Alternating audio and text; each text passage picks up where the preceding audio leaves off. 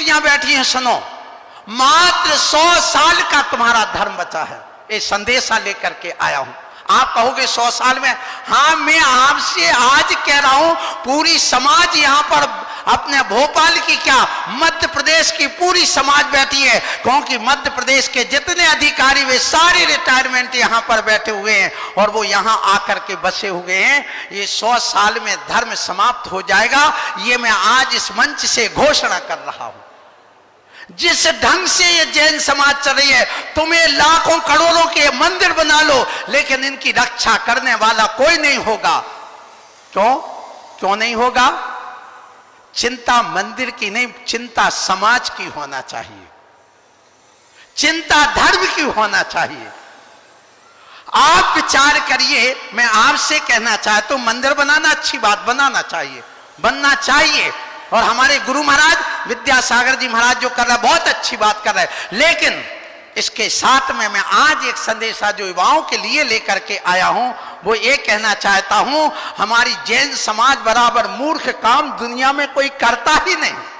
सबसे पढ़ी लिखी समाज सबसे बड़ा मूर्ख काम करती है। क्यों?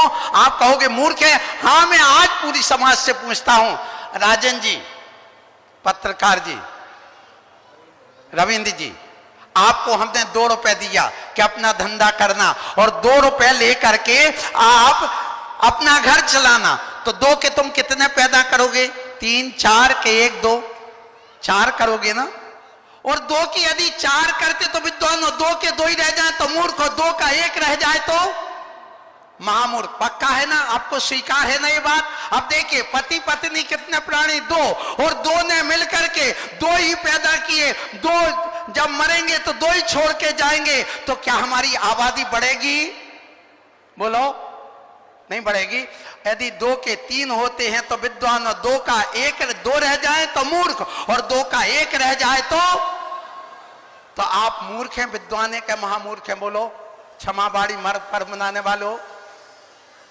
अब विचार करना, यदि तुम्हारा 1 बेटा है, सुन लेना, तो आप किसकी श्रेणी में आए? मूर्ख में। अब देखिए 100 साल में धर्म कैसे समाप्त होगा? आज यदि जैन समाज, यहां 50 लाख जैन समाज भारत देश में मैं मानता हूं, और 2 मरेंगे, 1 छोड़ के जाएंगे, तो 25 साल बाद कितने बचेंगे?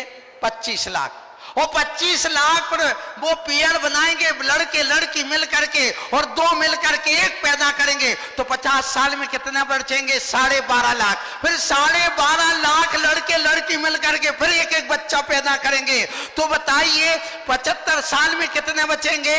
2 मरेंगे, 1 छोड़ करके जाएंगे, तो कितना बचेगा? बोलो, बोलो ना,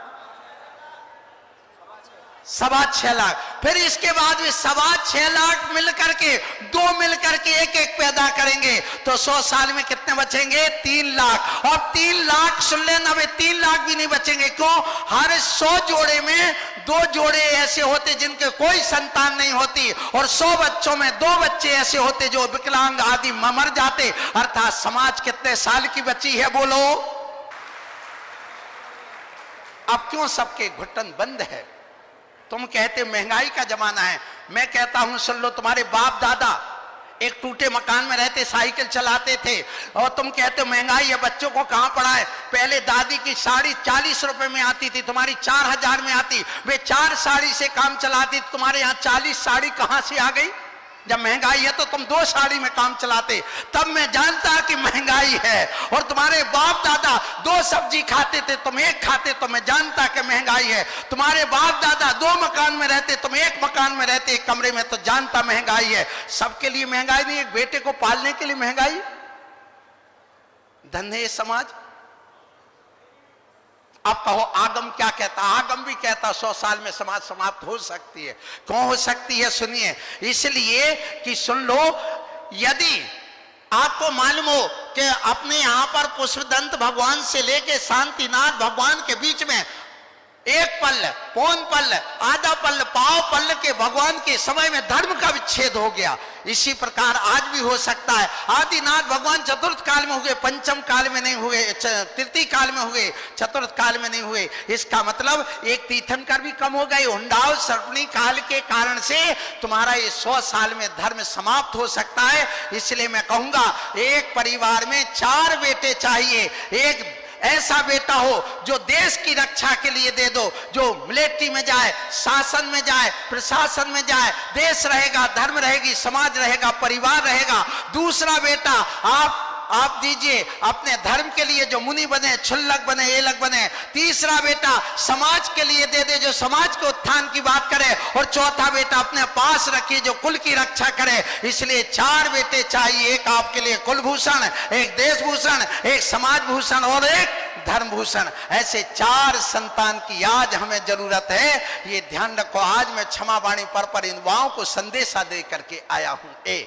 यदि बच्चे ना पले मुझे दे देना, मैं पाल दूंगा। एक जिसके भी जो बच्चे ना पले मुझे दे देना, मैं सबको IAS IPS बनाने के लिए सारी संस्थाएं खुलवा दूंगा। और तो आज एक सुन लो, यहाँ जनगणना फार्म एक तैयार किया गया है भोपाल का। जिनके यहाँ गरीबी हो, जिनके यहाँ बेरोजगार हो, जिनके बेटा बेटी की शादी नहीं हो रही हो, 8 दिन बाद आपके पास आदमी आएगा, वो फॉर्म भर करके देना।